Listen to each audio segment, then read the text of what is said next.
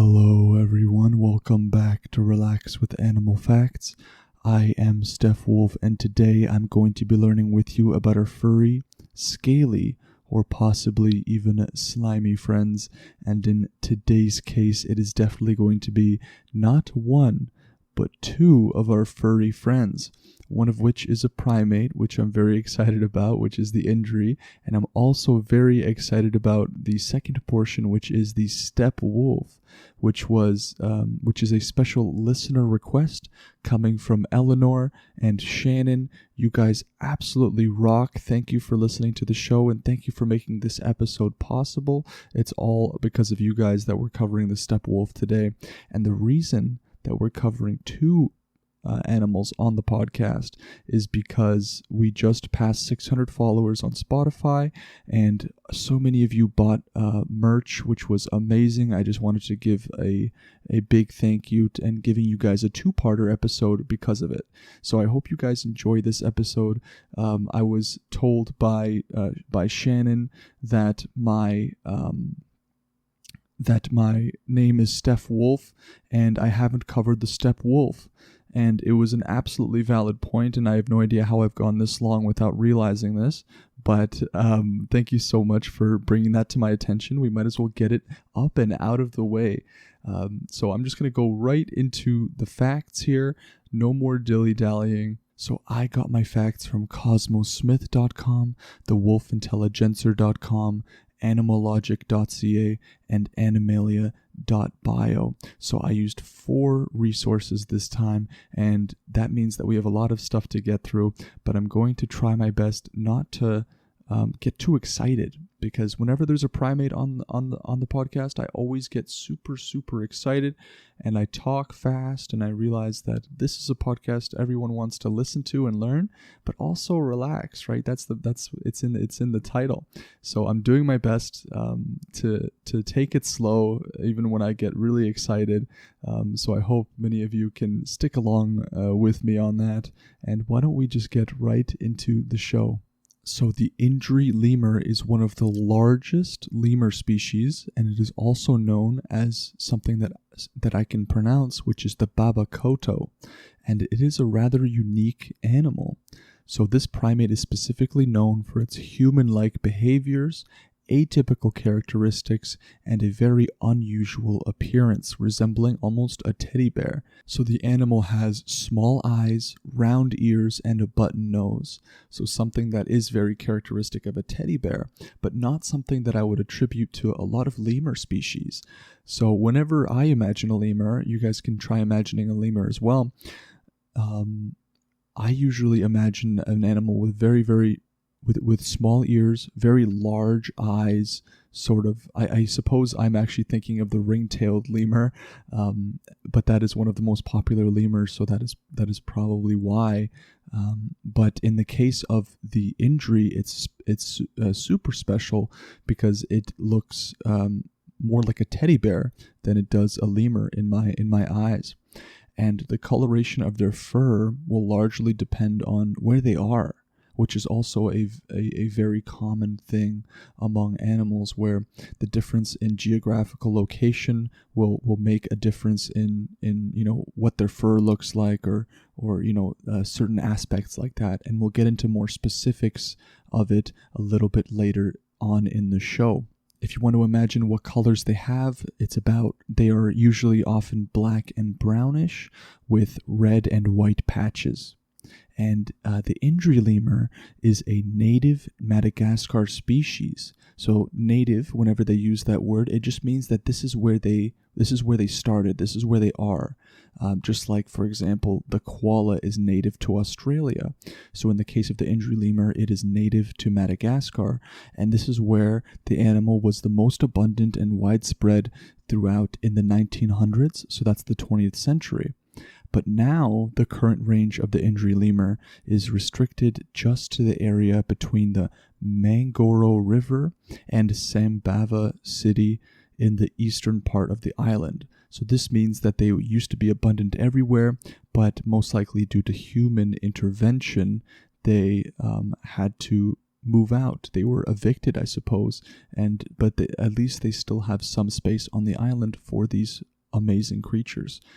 And the ideal habitat for the species is coastal and montane rainforest. So they really like those sort of temperate, warm climates, I suppose, wet climates as well. And the Indri lemurs are diurnal creatures, meaning that they're awake during the day, and they will spend around 30 to 60% of their active time feeding. So now these guys are herbivores, so this makes absolute sense. They usually spend a lot of their time eating just because, let's bring it back, for example, to the koala episode. The koala spends a lot of its time sleeping to digest all of these leaves that it's eating. In the specific of the koala, it's eating toxic leaves, and that is why. But in the case of these lemurs and a lot of other herbivores, they have to eat very, very constantly because the amount of nutrition in the leaves isn't as high as, say, a carnivorous diet where they can just eat once for 2 weeks. And the amount of active time per day will depend on the season and also the duration of daylight. So daylight is also, they will punch out of their shift when it starts to get dark outside. And these arboreal animals, now arboreal is just a fancy word for meaning tree dwellers, okay? It means that animals that love to spend their time in trees. When we go back in our evolutionary history, we can see that human beings evolved from tree dwellers. We used to be in the trees, and that was how we spent our time, and that is what arboreal means, okay? And these arboreal animals travel between trees by taking these very large vertical leaps. So some primates will swing between trees. These primates prefer to do high jump instead. So they will do very vertical leaps. And when moving along the ground, they will typically jump while keeping their arms above their head. Now, this is something that I have actually seen in the gibbon, another primate species that has a very, very funny way of walking. If you ever want to have a laugh, you could go on YouTube and search up gibbon running. And what they do is they put their arms up all willy-nilly. They have their arms that are super, super long, and they put them above their head for some reason, and they just sprint. And it looks very, very funny. So I imagine that it has something to do with balance, why they keep their hands above their head, but it doesn't actually say here. But if I was to take a wild guess, I would say that this is most likely an adaptation for balance. So Indris are highly social animals, which is very common among primates, and they will live in family groups of 3 to 5 individuals, sort of like humans, 2 adults and their young, which are led by a single dominant female, which is absolutely amazing. We have, again, a matriarchal system among primates, something that has been seen in bonobos, something that was seen in elephants aren't primate species, but they're also an example of a matriarchal sort of hierarchy system, which is always amazing to see because it is not all that common in the animal kingdom, at least among many primate species. And now, the highly social aspect is something that comes to absolutely no surprise, because us humans, again with our evolutionary history, we were always very social, and it could be due to the fact that being in groups it increased your chances of survival, and then we just kind of learned to be around each other and enjoy each other's company, because human beings are also highly social animals. So very cool here. And these groups will travel about 300 to 700 meters per day. Now, this doesn't seem like too much. However, we have to remember that they are traveling by taking very large vertical leaps, right, and feeding on greens. So 300 to 700 meters is still a good amount. And males are responsible for defending the home range of the group against intruders, as well as marking the territory with urine and different secretions. And the secretions are going to be produced by a special gland, or special glands, plural, that they have that are found in the muzzle of this animal, which is really cool. And we see that this is also a very common thing among many animals, where they will mark their territory with either some sort of bodily excretion or just simply urine or feces, which is something that I have seen time and time again, at least on this show. And the distinctive call of the Indri lemurs is composed of multiple howls, intended to keep unity of the group, and as well as displaying territoriality. That's a big word. So they will howl, just like the howler monkey. There's many monkeys that like to howl. It could be to alert the others as to danger in the area. Maybe there's a snake. Maybe things like that. But in the case of the Indri lemur, it's meant to keep the unity of the group, so to communicate amongst each other and display sort of to other Indri lemur families or individuals, hey, this is my family, this is my area, don't come in here, basically. And additionally, some of these howls may carry information on age, gender, and even breeding ability of the individuals, which is frankly amazing that just from a howl, they can discern, hey, they are ready to mate, I suppose, or they have high breeding ability. Definitely something that was lost among humans, something that we don't have, I would say, at all. I can't tell much of anything from someone's voice. I mean, certain things you can tell, but breeding ability, I think not. Now, the Indri lemurs are herbivores, which we covered earlier, but they will generally consume fruits, leaves, and flowers of trees, and they will supplement this diet with occasional ground vegetation as well. Say that the leaves are sparse and few and far between among the trees up there. They will come back down and eat amongst the ground. Something that they could actually take a risk of doing, because then they have some predators that could take advantage of that situation.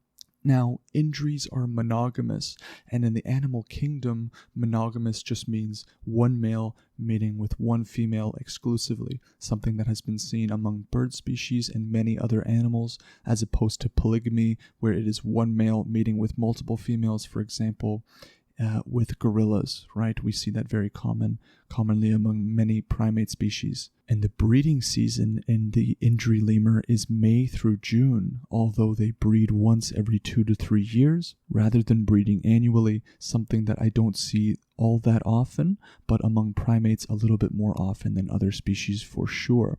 And the gestation period, if you guys want to take a guess, these animals have gestation periods of about 4 to 5 months. And now, gestation period, in case you're new to the show, all that means is, of course, if you're still awake, all that means is that it is how long that the animal is pregnant for, how long they carry their offspring before bringing them into the world. And for the first few months of their lives, young lemurs will cling onto the belly of their mother, again, something that I've seen all the time, and after a while, they ride on the mother's back and are finally weaned at about 6 months old, and infants will reach that independent age around 8 months old. So they will reach independence fairly quickly, but they will continue living with their mother until about 2 to 3 years old. So we see this is actually less than many other primate species. We've seen in the orangutan, for example, where the young will stay with their mothers for 6 to 8 years. So in the case of the Indri, they learn a little bit faster the ropes, what to do. However, nearly half of them will not reach 2 years old because of sickness or injury, which is not so nice, but it is the wild we're talking about here. And female lemurs are ready to produce offspring of their own at about 7 to 9 years old. So that is when they reach what researchers call, or I suppose animal biologists call, sexual maturity, in which they're able to have viable offspring. And now the Indri lemur possesses a large sort of laryngeal air sac in their throats, I guess you could say, which allows them to sing very frightful but beautiful songs. So what I'm reading here is that the Indri would really do good on the Primates Got Talent series, or any kind of other, what is the one where they sing? X Factor, I think. So we'll say that they would do well on Primate Factor.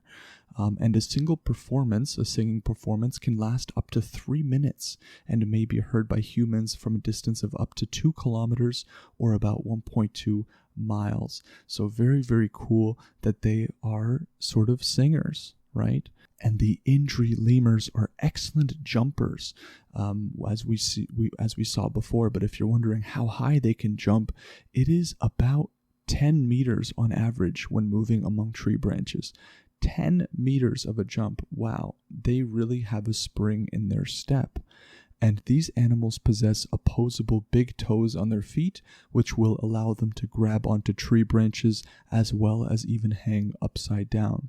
Again, among many primates, they do have opposable thumbs and very dexterous feet. Okay, so having those dexterous feet allows them to swing between trees and to pretty much have 4 hands. Because being an arboreal species, that means they're going to be gripping a lot. And having 4 hands instead of 2 is a huge, huge bonus.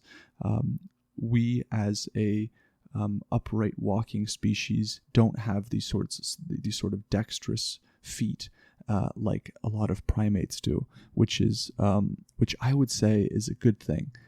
In our case, because we wouldn't really necessarily need it. And now the color pattern of individuals usually will depend on geographical range, as we covered earlier. So the southern populations will exhibit more white patches on their fur, whereas the northern populations have considerably darker colorations. So there we see the difference. Northern, we're going to see the darker coloration, while the southern we're going to see those sort of white patches. And now for the last fact of the Indri, where does their name come from? So I found 2 different facts about their name. So the first one said that the word Indri literally means there it is. It's called there it is. That's what it means. And the animal is so called as a result of a misunderstanding between the local people and the person who believed that discovered this lemur. So pretty interesting, but let's compare that to the other fact about the name. So the name Indri, according to this article, is derived from the Sanskrit word Indra, which means possessing drops of rain. Now, I like that one more just because I can imagine, as we saw in the southern parts where these lemurs are, they will exhibit white patches, and I guess I can imagine those as being drops of rain. But the there it is name might actually be more accurate. I am not entirely sure, just because we do have 2 conflicting ideas here, so you guys can choose whichever one you like best, and let's just call it a day. Now for the steppe wolf, moving on now. So we don't have too many facts about the steppe wolf, but thought I'd cover it anyway, just because it is a very cool animal that is a subspecies of the gray wolf, an animal that we covered already on the podcast. Now, the scientific name for the steppe wolf is Canis lupus campestris, and they will usually come in desert colors to blend into their surroundings. They are not white as many other northern Siberian wolves, but these guys are also called the Caspian sea wolf. And this is because they live very close to the Caspian Sea, and they will weigh up to about 88 pounds, having very short coats that display shades of gray with rust or brown and black hairs over their back, with a very poorly furred tail. So if you can try to imagine what that really looks like, they definitely look like an interesting species. And the steppe wolf was classified as gray wolf subspecies Canis lupus campestris in 1804 by a Russian scientist named Ivan Dvigubsky.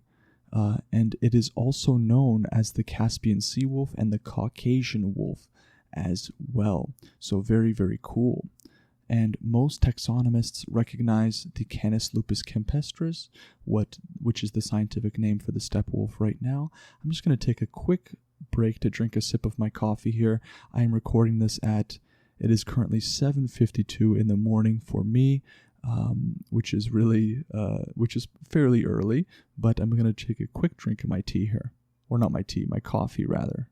I know I always drink tea on the podcast, but today it's coffee. I need a little wake me up. So Most taxonomists recognize the Canis lupus campestris, Canis lupus bactrianus, Canis lupus cubanensis, and the Canis lupus desertorium as being one and the same subspecies. So it is all the same. They use, at least that is what they say, is that these names are all interchangeable. And I'm very surprised I didn't have more of a problem reading those names. And the steppe wolf is commonly mistaken as being Canis lupus chanco, which is the Tibetan wolf or Mongolian wolf, but they are not the same. And they currently live in the southwestern portion of Russia that borders the northern half of the Caspian Sea. So very cool. And the reason that they're called steppe wolves here, I'm going to jump a little bit ahead, is because they are from the Great Steppe ecoregion of Eurasia in the temperate grasslands, savannas, and shrublands biome. So that is, I suppose, why they are called steppe wolves. That is the first time I've ever jumped ahead, but it is necessary for that fact. I'm sure many of you figured it out, when I said the Great Steppe ecoregion. And they will eat almost every animal they can catch. They are not exactly picky eaters. They will usually hunt in packs. Well, wolves will generally hunt in packs.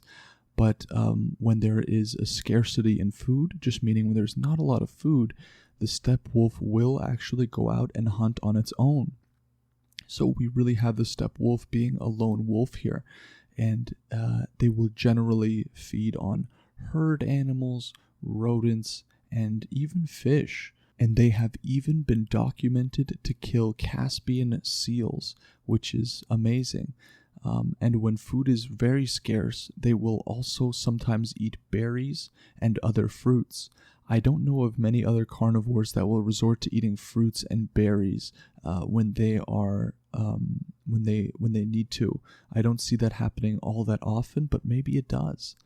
And for the final fact here, like most other wolves, mating is usually between the dominant pair of the pack. So something that is, again, very common among many species.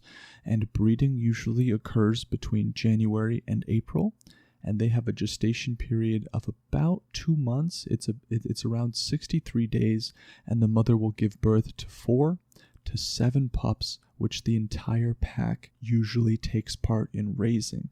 So when the entire pack comes together to raise these animals, it really helps out the specific mother, because now she's getting all this different parenting help, and it helps these pups be as well adjusted to their environment as possible.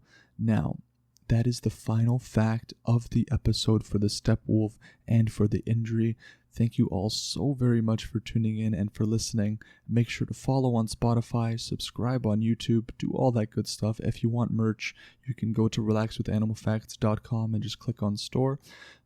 So I love all of you guys. Thank you so much for making this show as fun as it is. And I will see you on the next podcast episode with the next animal. Take care.